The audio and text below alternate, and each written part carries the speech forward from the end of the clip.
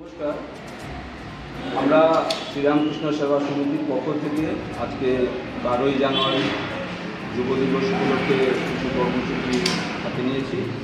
আমরা আজকে সকাল 8টায় আমাদের ডিএম অফিসের সামনে যে বিবেকানন্দের প্রতিমূর্তি আছে সেখানে বিবেকানন্দের প্রতিমূর্তিতে মাল্যদানের মাধ্যমে আমরা আজকে অনুষ্ঠানের সূচনা করেছি এবং আজকে আমরা এখানে একটা নরনারায়ণ সেবার আয়োজন করেছি, যেটা স্বামীজির স্বপ্ন ছিল নরনারায়ণ সেবা করা।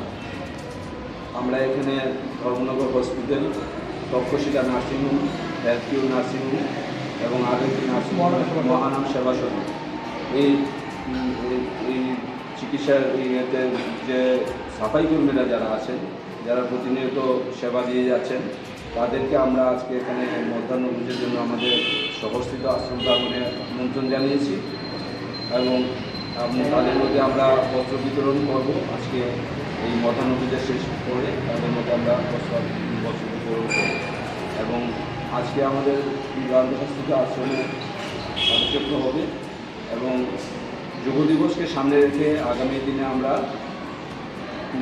ছোটো ছোটো ছেলেমেয়েদের মধ্যে স্কুলের শিশুদের মধ্যে ক্রীড়া প্রতিযোগিতার আয়োজন করেছি 21 তারিখে স্বামীজির তিথি পূজার দিনে, এবং ওই দিনেই আমাদের দেওয়ানবাজারস্থিত আশ্রমে বিশেষ পূজা হবে।